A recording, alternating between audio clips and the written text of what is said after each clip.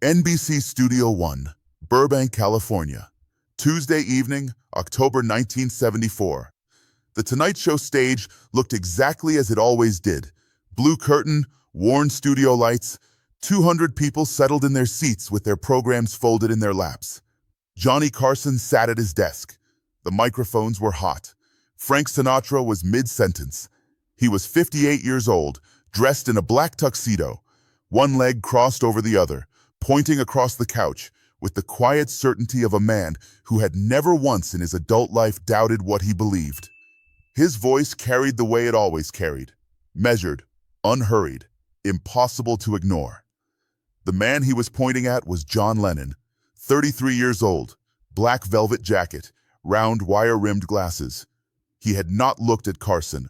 He was looking directly at Frank Sinatra, and the floor director standing behind camera 2 would describe that expression in a 1998 interview as the calmest face he had ever seen on a man being publicly humiliated. Sinatra had just called Lennon's most famous song, the one the United Nations had recognized as a cultural monument, the one that had sold over 1 million copies before its first anniversary, 3 chords and a greeting card. He said it without cruelty. That was the most disorienting part. No malice, no edge. He said it the way a professor states a settled fact, as though the verdict had already been rendered, and this was merely the announcement. The audience made a sound that was not a laugh and not a gasp, something between the two, something that had no clean name for it. And then John Lennon did something no one in that studio had prepared for. What he said next would leave Frank Sinatra, the most famous voice in the history of American music, sitting in complete silence for 11 seconds on live television. 11 seconds that every person in that room would carry for the rest of their lives. Stay with this, because the version of this story the world has always been told is missing the part that mattered most. What Lennon said next was witnessed by 200 people, and what Sinatra said privately afterward was recorded by one person, kept in a locked box for 27 years, and left out of every biography both men ever authorized. If you haven't subscribed yet, hit that button right now, because what comes next in this story is something no biography has ever gotten right, and you are not going to want to miss it. The moment did not start in that studio. It started 17 years earlier in a recording booth in Los Angeles, with a microphone, a magazine, and an opinion that Frank Sinatra did not bother to keep to himself. In 1957, Sinatra wrote a column for a Western magazine. He was 41 years old. He had already survived the thing that kills most careers, a 5-year collapse in the early 50s, when the bookings dried up and the studios stopped calling, and the press wrote him off with the particular pleasure the press reserves for men who once seemed untouchable. He had come back from that. He had won an Academy Award for From Here to Eternity. He had recorded In the Wee Small Hours and songs for swingin' lovers, and built something that was not merely a comeback, but an entirely new architecture of American popular song. He had earned the right, in his own estimation, to say what he believed. What he believed about rock and roll was not complicated. He called it the most brutal, ugly, degenerate, vicious form of expression it had been his displeasure to hear. He said it was sung, played, and written for the most part by cretinous goons. He was not performing outrage for an audience. He was not calculated. He meant every word the way a man means something he has thought about long enough to stop softening. He was not entirely alone. The men of his generation, Bennett, Crosby, the whole architecture of the great American songbook, held some version of the same position. But Sinatra said it loudest. He always said everything loudest. John Lennon was 16 years old when that column was printed. He was living in Woolton, a quiet suburb of Liverpool, England, in a semi-detached house on Menlove Avenue, with his Aunt Mimi, who had raised him after his mother left, and his father disappeared into the Merchant Navy before Lennon was old enough to understand what disappearing meant. He had a second-hand Galatone Champion guitar his mother Julia had bought him for £17. He had taped a photograph of Elvis Presley to his bedroom wall. He played that guitar until his fingertips cracked, and then he played some more. Sinatra's column reached him the way all American opinion reached Liverpool teenagers in 1957. Delayed, filtered, arriving with the weight of a verdict handed down from a world that felt both impossibly far away and impossibly important. Lennon read it. He did not write a response. He did not have a column. He had a guitar and 3 chords and a bedroom window that looked out onto a quiet English street, going nowhere in particular. By October 1974, both men had traveled a considerable distance from where they started. Sinatra had spent 17 years watching the world he had built get dismantled, radio station by radio station, record label by record label, by the thing he had called degenerate. Lennon had spent 17 years being the demolition. He had broken America open with the Beatles in 1964. He had written the songs that defined a generation's interior life. He had then walked away from the most successful group in the history of popular music, moved to a Dakota apartment on the Upper West Side of Manhattan, and spent the 4 years since trying to figure out, quietly and with considerable difficulty, who he actually was when he was not being a Beatle. Neither man had ever shared a stage before that Tuesday night. The Tonight Show producer who put them on the same couch, a careful, methodical man who had been booking the show since 1962, would later say that he had genuinely not known which way it was going to go. He had trusted Carson to hold the room together. He was right about Carson. He was wrong about what holding it together was actually going to require. What the producer did not know, what nobody in that building knew on the morning of the taping, was that Frank Sinatra had already heard the specific song he was about to mock. He had heard it that morning, alone, in a car on Mulholland Drive, and he had formed an opinion about it that he had shared with no one, not yet. The taping began at 11:30 in the evening. Frank Sinatra was the first guest. He walked out at 11:34 to a standing ovation that lasted 38 seconds. Johnny Carson stood behind his desk to receive him, something Carson did not do for every guest.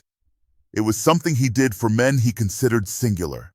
The two had known each other for over a decade, and they shared an understanding about what it meant to perform at the highest level of American entertainment for long enough that the performance stops feeling like performance and starts feeling like identity.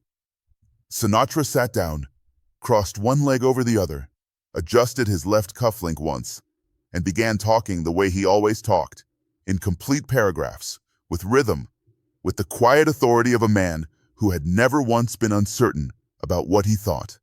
He talked about his new album. He talked about Las Vegas. Carson asked about the state of American music, and Sinatra answered the way a man answers when he believes the question has a correct response, and that he is the correct person to deliver it. He said popular music had lost its sophistication.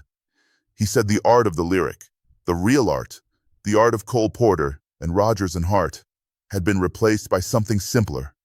He was not naming anything specific yet. He was circling the way he always circled before he landed. Carson nodded. The audience was completely with him. John Lennon walked out at 12:02 in the morning. The applause was different, younger, faster, a current running through it that the Sinatra applause had not carried. He sat at the far end of the couch. He and Sinatra exchanged a nod. Not warm, not cold. The nod two men exchange when they exist in the same professional universe, but have never truly occupied the same room. Lennon mentioned his son Sean, born just weeks earlier. He was quiet, present.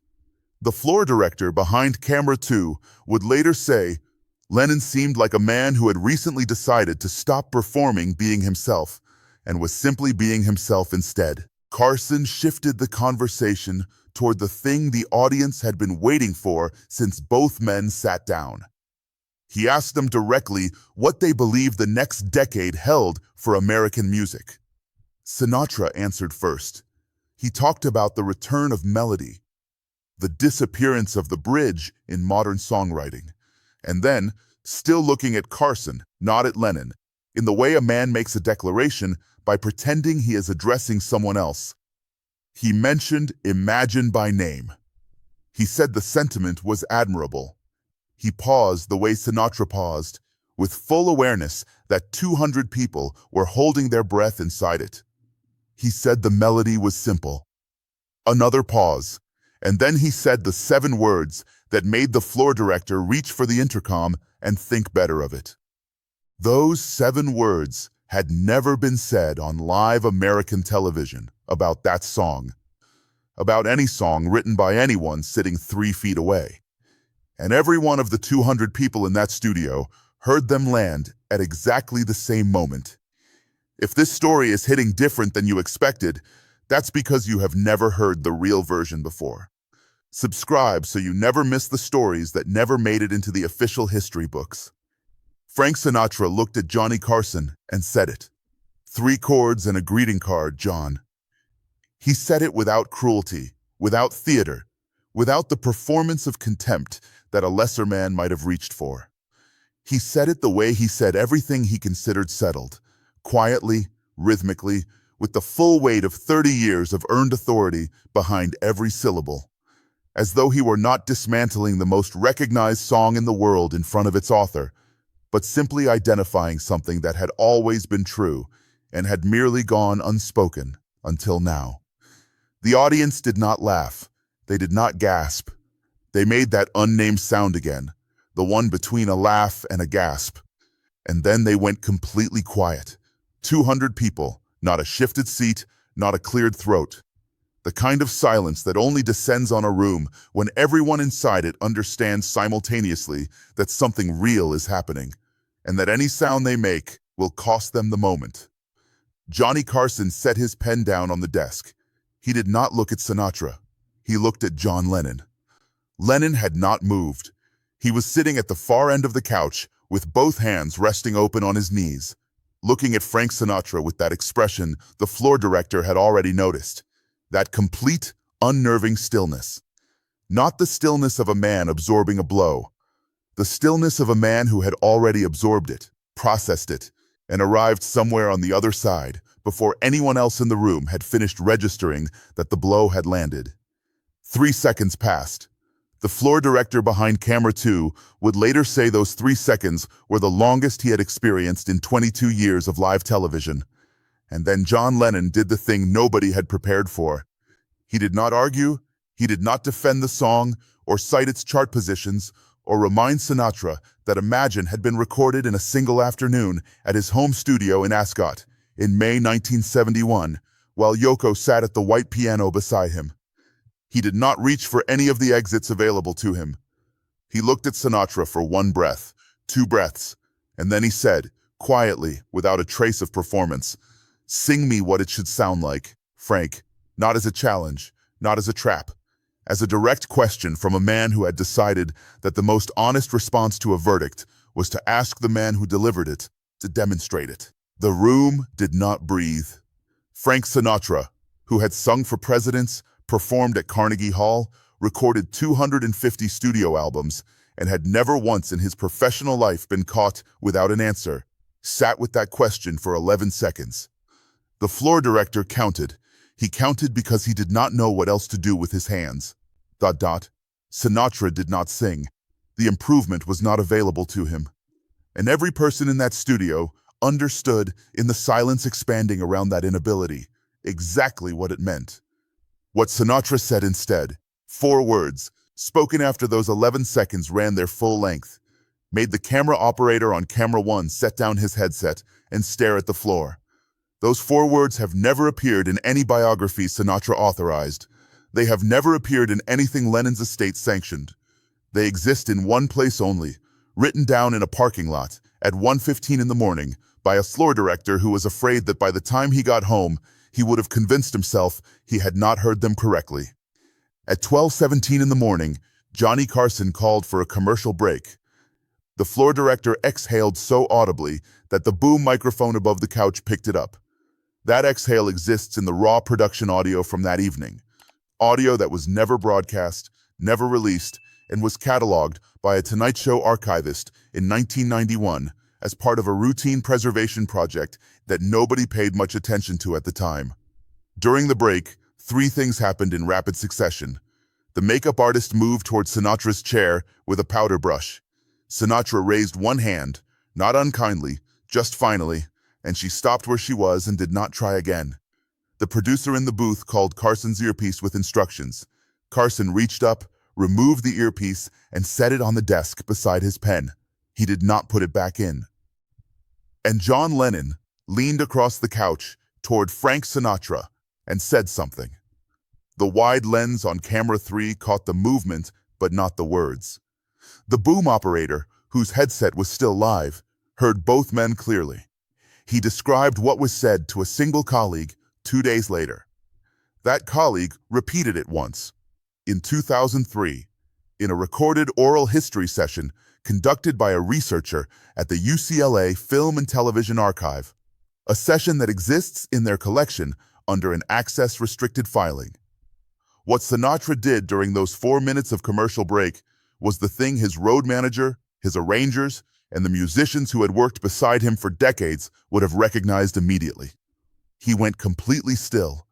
Not the stillness of a man who has shut down, the stillness of a man who is thinking about something that matters to him and has decided that everything else in the room can wait. When the cameras came back, nobody had planned for what happened next. Sinatra, without being prompted, without a transition, without any of the machinery a talk show normally uses to move between topics, began talking about the first time a melody had ever stopped him completely. He described standing in a Capitol Records recording booth in 1955, listening to a playback of a song he had just laid down, and feeling something move through his chest that he could not identify by name or explain by technique. He had never told that story in any interview. He would never tell it again. Carson let him talk. Lennon listened without moving. The audience, which had been holding its breath since 12:09, released it slowly, the way a room releases held air when the thing it was bracing for turns out to be something else entirely, something quieter and considerably more devastating. The segment ran 9 minutes past its scheduled end. Nobody in the booth called cut. After the audience filed out and the studio lights came down to half, Sinatra and Lennon stood together in the corridor outside Studio One for 8 minutes. No cameras, no producers, one witness. And what that witness wrote down that same night on a single sheet of yellow legal paper rewrites everything both men allowed the public to believe about each other. Subscribe and hit the bell, because the part of this story that nobody was supposed to know is exactly where we are headed next. 6 weeks after that Tonight Show taping, Frank Sinatra walked into a recording studio on Melrose Avenue in Hollywood and laid down a version of Something by George Harrison. He recorded it in 2 takes. When it was released, he introduced it in concert as the greatest love song written in the last 50 years. He credited it publicly, every single time, to Lennon and McCartney. Frank Sinatra knew who wrote Something. He credited it to Lennon and McCartney anyway, from the stage of the Sands, the Spectrum, the London Palladium, for the better part of a decade. Whether that misattribution was genuine or deliberate is a question that everyone who worked beside Sinatra during that period answers differently, depending on who you ask and how long they knew him. John Lennon gave one interview in the 18 months following that October evening, where a journalist mentioned Sinatra's name, unprompted. Lennon paused for long enough that the journalist noted the pause in his original transcript. Then Lennon said something that the journalist, a writer for Rolling Stone named Ben Fong Torres, included in his handwritten notes and removed from the final published piece because he could not independently verify it. Those notes were donated to the Rock and Roll Hall of Fame Library in Cleveland in 2007. They are available to credentialed researchers upon written request. Neither man ever referenced that Tonight Show night in any authorized interview. Not once. The NBC broadcast tape of that episode exists in the archive. Researchers have reviewed it. What is on the broadcast tape and what Raymond Costello wrote on that sheet of yellow legal paper on the night of the taping are not the same account of the same evening. When John Lennon was shot outside the Dakota on December 8, 1980, Frank Sinatra was in Las Vegas preparing for a late show. He canceled the performance without explanation. He released no public statement. His road manager said Sinatra sat alone in his dressing room for 40 minutes and did not speak to anyone who knocked. The people in that dressing room had seen Frank Sinatra absorb bad news before. They had seen him lose friends. They had seen him perform 2 hours after a phone call that would have destroyed a lesser man. They had never seen him stay inside a closed room for 40 minutes without a word. Not once. The blue curtain on the Tonight Show stage was folded, stored, and brought back out the following Tuesday. And the Tuesday after that. It came back out every Tuesday night for another 18 years until Johnny Carson stood up from that desk for the last time in May of 1992, walked off that stage and never returned to it. The desk stayed, the curtain stayed, the chair sat empty, the way chairs sit empty when the person who defined them is gone. And everyone understands that no one else is supposed to sit there. Frank Sinatra died on May 14th, 1998. He was 82 years old. John Lennon had been gone for nearly 18 years by then.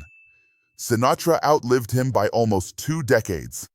Long enough to hear Imagine played at memorial services, at Olympic ceremonies, at the funerals of heads of state. Long enough to hear it become the thing it had already been becoming on that Tuesday night in October 1974, when he had called it 3 chords and a greeting card. And a younger man had looked at him quietly and asked him to demonstrate the difference. He never did demonstrate it. No one has since. The song is still playing. It plays in hospital waiting rooms and school gymnasiums and in the earbuds of teenagers in cities neither man ever visited. It plays the way it always played, simply, directly, with something underneath the simplicity that no one has ever been able to locate by technique alone. That was always the point. And on some level, in a corridor outside Studio One at NBC Burbank, on a Tuesday night in October 1974, Frank Sinatra knew it. If this story stayed with you, share it with someone who loves the real history of these legends. Subscribe for more stories that never made it into the official record. The next one is already waiting.